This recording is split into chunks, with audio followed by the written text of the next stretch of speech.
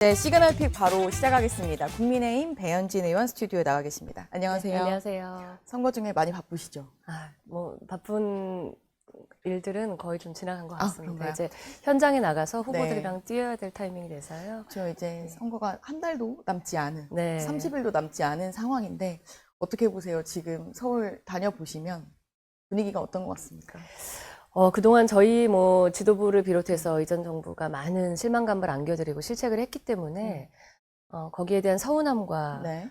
분노가 분명히 아직까지 남아있긴 한데요. 그래도 보수 정당의 건강한 어떤 부활을 꿈꾸고 우리 서울시는 바로잡아달라라는 그런 시민들의 열망이 아직 기저에 두텁게 깔려 있습니다.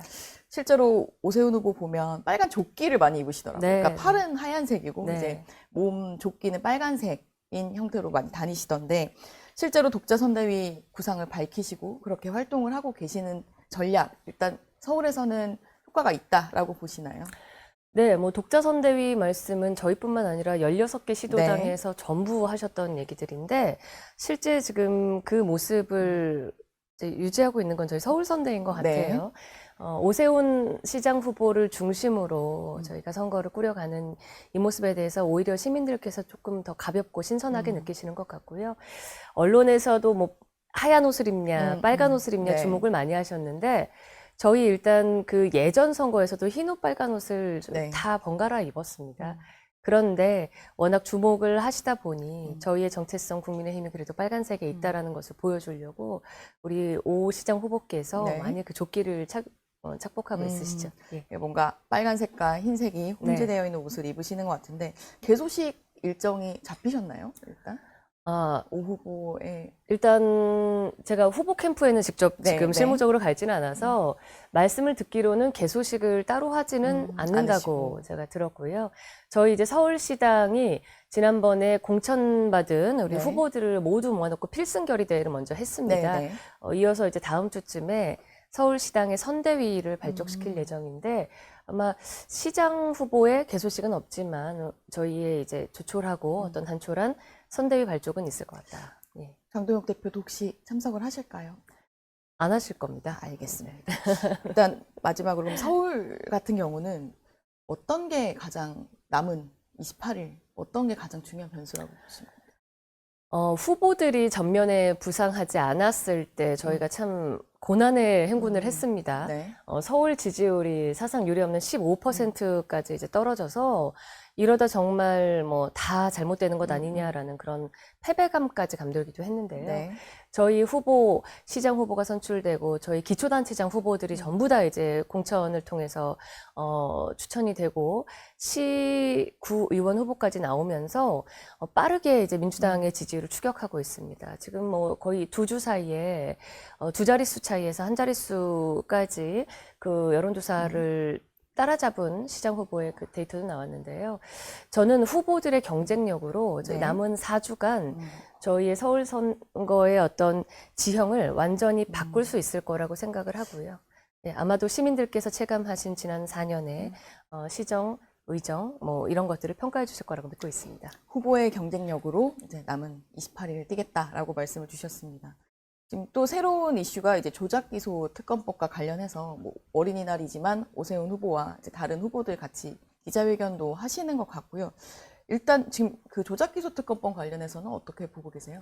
그 말도 안 되는 얘기죠. 세계 어느 나라에 이런 진짜 독재국가 아니고서야, 사법을 그 권력자가 이용을 해서 자기죄를 감추려는 시도를 할 수 있겠습니까? 게다가 입법부를 그 중간고리로 활용하고 있거든요.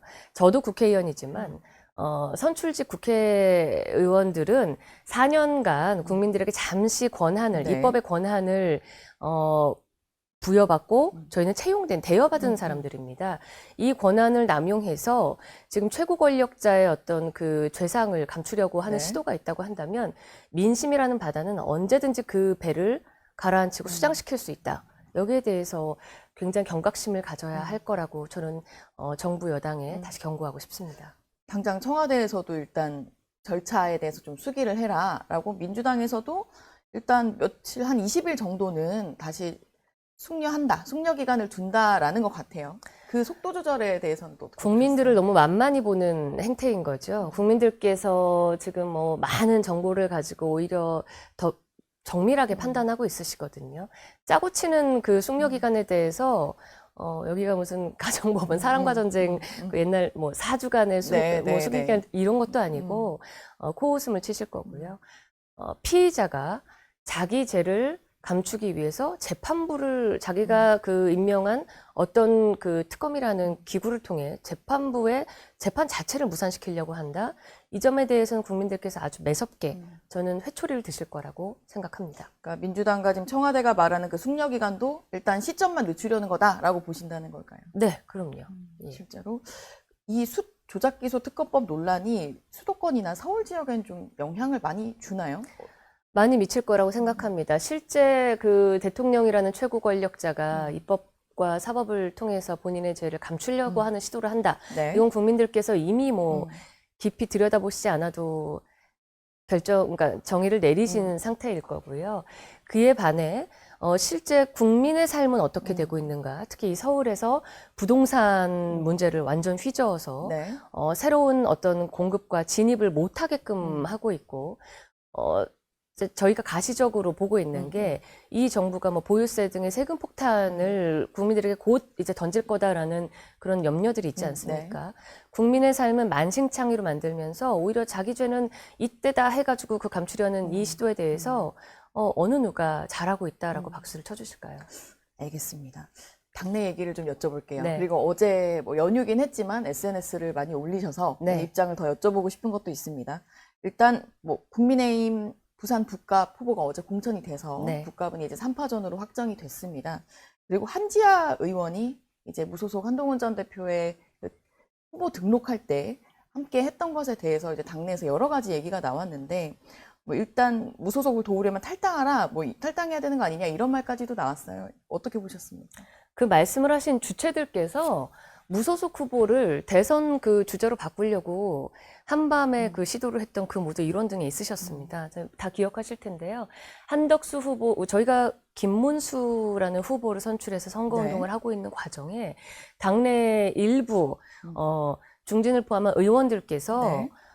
후보를 교체하려고 한밤에 무리하게 시도를 하셨다가 당원들에 의해서 제지됐거든요. 그게 이제 윤리위에서 징계 절차에 들어갔는데 아전인수격으로 이제 주의 정도가 내려졌고요. 저희 그 정당 사상에 씻을 수 없는 흑역사를 남겼죠, 5점을. 근데 그런 차원에서 그것을 했던 분들, 지금 이야기하신 뭐 송원석 대표나 저희 장동혁 지도부의 그 수장이신 장동혁 대표는 이분들이 다 거기 가담했던 분들입니다. 그분들께서 단지 그 함께 했던 동료의 어떤 예비후보 등록을 동행했다는 이유만으로 탈당을 하라거나 징계를 하겠다고 기자회견을 연다거나 이것은 굉장히 비례에 맞지 않고 웃음을 유발하는 그런 촌극인 것 같습니다. 실제로 네. 어제 SNS에 쓰신 내용을 보면 한동훈 전 대표는 이제 국민의힘 사람이다. 그럼요. 라는 얘기도 했고, 예. 이제 누가 누구를 징계한다는 거냐라는 취지의 글도 써주셨는데, 실제로 한지아 의원도 소식도 갈 거다라고 이야기를 네. 하셨어요. 뭐 이게 어제 그런 이야기 전해지고 친한계 의원님도 얘기를 하셨을 것 같은데, 내부 분위기는 좀 어땠습니까? 글쎄요, 다 뭐 별로 신경 쓸 일 아닌 가소로운 일들이다라고 판단을 하신 것 같고요. 개소식에 관해서도 의원님들이 뭐 일정을 좀 조정해서 적극적으로 참여할 의사들이 다 있으신 것 같습니다. 이게 정치적인 투쟁이라고 보는 장동혁 지도부의 시각이 오히려 더 편협하고 우리 송원석 원내대표의 경로가 더 우스워지는 것인 게 한동훈 전 대표는 선거를 통해서 당으로 돌아오겠다고 이미 선언을 한 상태고 네. 저희는 한 번도 한동훈 대표가 우리의 동지라는 것을 잊은 적이 없습니다. 실제로 부산에도 다녀오셨죠? 네. 부산 가보시고 좀 어떤 분위기라고 느끼셨나요?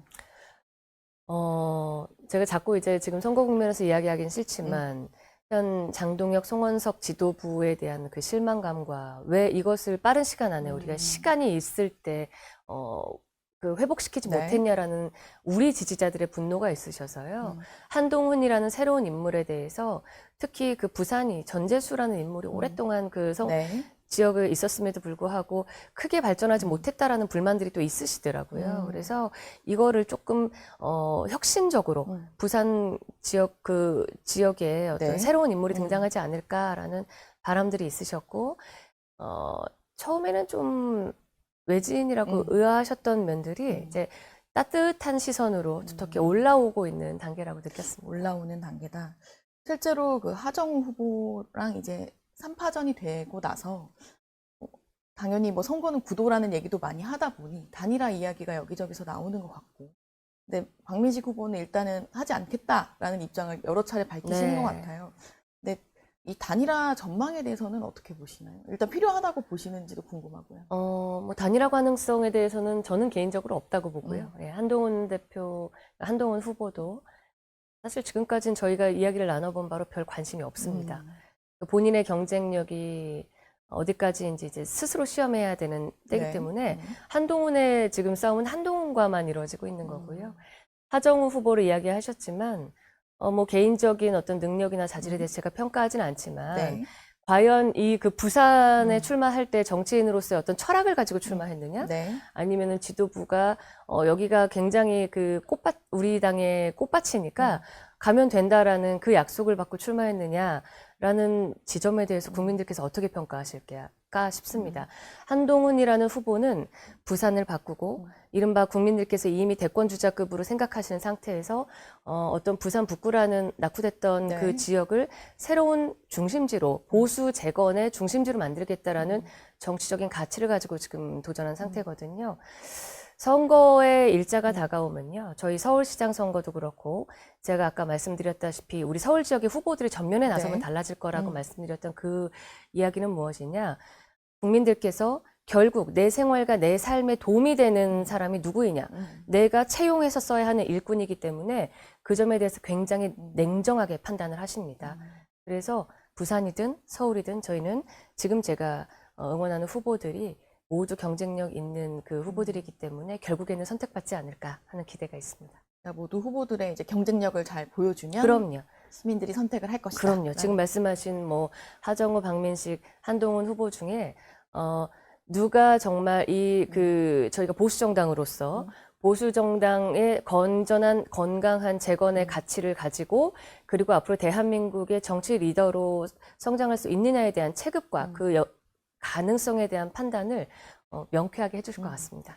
제가 조금은 공학적인 질문이긴 하지만, 그리고 사실 답을 다 해주셨다라고 하실 수도 있을 것 같은데, 이게 보수 측면에서는 그럼 남 좋은 일 시키는 거 아니냐라는 비판이 항상 따라오기 때문에 단일화 논의를 얘기를 많이 하시는 것 같아요. 그래서 저희가 저도 마찬가지지만 많은 다수의 의원들이 부산에 무공천 하는 게 우리가 바람직하다라고 이야기했어요. 그러나 이 장동혁 지도부는 굉장히 그 한동훈이라는 이 석자에 히스테리컬하게 반응하고 어떻게 보면 저희가 공환증 아니냐라고 이제 그 이야기할 정도로 들어올까봐 공포심을 드러내는 측면이 있거든요. 그런데 그 소수의 그 한줌의 지도부 말고 많은 다수의 의원들과 이 보수정당 국민의힘이 다시 자활하기를 바라는 열망을 가진 우리 유권자 지지자들께서 과연 동일한 시각으로 이 상황을 지켜보고 있으신가는 지도부 본인들도 알고 있으리라고 생각을 합니다. 예. 제가 어제 인터뷰를 보니까 당대표 특보 단장이시기도 하고 부산 의원이신 김대식 의원 같은 경우도 장동혁 대표한테 직접 권유를 했다는 거예요. 단일화 이런 수단 방법 가리지 말고 단일화 해야 된다. 그러니까 이제 지역에서는 일단 선거 승리를 위해서는 단일화가 꼭 필요하다라는 목소리가 이제 당대표 측근들도 목소리가 나오고 있는데, 그 부분에 대해서 이게 하지 않았을 경우에 올 후폭풍 이런 것들 생각하면 해야 되지 않겠느냐 얘기가 나오지 않을까요? 지금 말씀하신 우리 김대식 의원께서 미국에 같이 동행했던 의원 아니십니까? 가서 그 논란의 의사당 앞에 김민수 최고가 찍었던 V 사진 때 김대식 우리 의원께서도 좀 격정적으로 좀 화를 내셨다고 해요. 그러니까 뭐가 잘못되고 있는지를 전혀 판단 못 하시는 분은 아니시거든요. 단일화 이야기를 하시는 것은 일단 일을 저지르고 난 지금 상황에서 지도부가 어떻게든 수습하자라는 논의인 것이고, 실제 그 송원석, 장동혁을 위하는 지도부 측근들이었다라고 하면 저희처럼 무공천을 하는 것이 우리 당과 본인들이 앞으로의 정치적인 그 어떤 스텝을 위해서는 필요하다라고 더 간곡하게 제언을 했어야 한다고 생각하고 이후에 차후의 수습책에 대해서는 우리 부산 의원들께 좀 맡겨주는 게 좋겠다 생각합니다. 차후에는 이제 네. 그리고 또 부산의 민심의 뭐 목소리도 그럼요. 있을 예. 거고요. 실제로 장 대표가 주말에는 이제 영남권을 돌면서 공천 잡음에 대한 사과 메시지를 내놓기도 했고 부산 개소식에도 참석을 했습니다. 혹시 보셨나요, 그 모습을? 다 보진 않았는데요. 공천 잡음에 대한 사과 메시지가 본인께서 하시는 건데 지금 이를 모두 그 쪽박을 깨고 물을 다 엎질러 놓고 지금 사과하는 게 무슨 의미가 있나 싶고 결국에는 이 선거의 총체적인 책임은 장동혁 대표가 지어야 하고 잘 됐다 하더라도 본인의 덕은 아니라는 것은 명심하고 있어야 됩니다.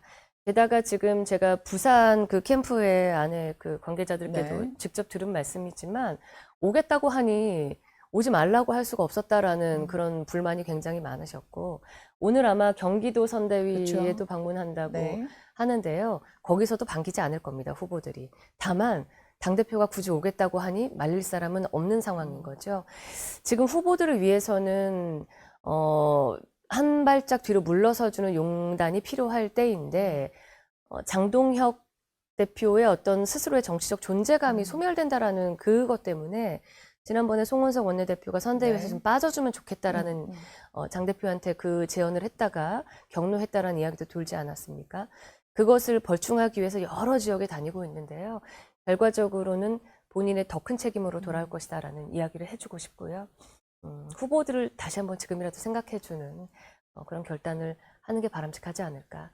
저는 서울 선대위는 저희 후보 중심으로 그리고 서울 시민의 선거로 갈 거기 때문에 지켜보는 입장에서는 다소 안타까운 면이 있습니다. 알겠습니다. 당내에서 지금 공천과 관련해 하나 또 못 풀고 있는 부분이 아마 정진석 전 비서실장 문제인 네. 것 같습니다. 실제로 뭐 김태흠 지사도 월요일에 이 자리에 출연을 해서 예비후보 등록을 미뤘다라고 말씀을 하시던데 당에서 어떤 결정할 거라고 보시는지? 저는 지금 당 지도부의 결정사항이 뭐 지금까지 한동훈 제명 사태부터 비롯해서 현재까지 국민의 상식에 부합한다거나 아니면은 어떤 사람이 논리적인 제언을 했을 때 그것을 정말 충원으로 듣는다거나 하는 바람직한 자세가 없었기 때문에 실은 관심이 없습니다. 저희 서울 선거에 집중할 생각이고요. 이미 많은 것을 저질러서 그것을 수습하는 데만도 굉장한 공력이 들 거다. 예. 최근에 2주 정도 이제 당 윤리위에 제소되신 뉴스가 나왔던 것 같은데 일단 진행 상황이 더 있으신가요? 이 장동혁 지도부, 송원석 지도부가 한 일은 저희 국민의힘의 그 지엄한 윤리비를 전 국민에게 희화화시켰다는 겁니다. 사실 민주당도 마찬가지지만요. 윤리위라는 곳에는 뭐 각종 민원과 투서 뭐 제소 이런 건이 수두룩하게 쏟아집니다. 그런데 그 중에서 내가 싫어하는 어떤 정치 정적과 미운 그 껄끄러운 사람들을 딱 선별적으로 선택해서 지금 그 제명 해프닝을 뭐 징계 해프닝을 벌였기 때문에 마치 국민들께서 제소가 됐다면 대단히 큰 뉴스라고 생각하고 이거 바로 또 잘못되는 거 아니냐라는 공포감까지 있으신 것 같아요. 사실 지난 윤리위 제소에는 전혀 관심이 없고요. 앞으로 그 문제가 더 크게 불거질 일도 없다고 생각을 합니다. 국민들께서 뭐 이를테면 장동혁, 윤민우 커플이 만들었던 그 윤리위 총극에 대해서 굉장히 불편하셨을 건데 6월 이후에 우리 국민의힘이 다시 보수 재건의 어떤 기치로 선다고 한다면 당의 위계나 권위라고 할까요? 그런 것부터 바로 세우는 것이 될 텐데 윤리위도 그 차원에서 국민의 눈높이와 보수 정당의 그 가치에 맞는 모습으로 다시 재편돼야 할 것 같습니다. 이제 시간이 사실 마무리 수순인데 이제 정말 30일 아니고 28일 남았고 또 서울시당 위원장으로서 서울 선거에 대한 각오를 밝혀주신다면 어떤 게 있을까요? 저희는 하던 대로 일하겠습니다. 뭐 그 상대당의 현수막을 보니까요. 본인들이 일을 잘한다. 지난 그 5년에 우리 그 시정이 잘못됐다라고 평가도 하시던데요. 실제 체감하신 서울의 시민들께서 현명하게 판단해 주시리라 믿습니다. 아파트 공급을 어떻게 늘리고 낡고 허물었던 우리 주택들을 어떻게 다시 고쳐서 주민들께, 시민들께 편안한 주거를 제공하려 했는지, 아이들을 어떻게 안전하게 키우려고 노력했는지, 내 부모님들을 어떻게 건강하게 만들려고 노력했는지를 평가해 주시고 저희는 해온 대로 요란하지 않게 일하는 모습 보여드리겠습니다. 알겠습니다. 배현진 의원과 28일 남은 지방선거 28일 남은 날 만나봤습니다. 감사합니다. 네, 너무 감사합니다.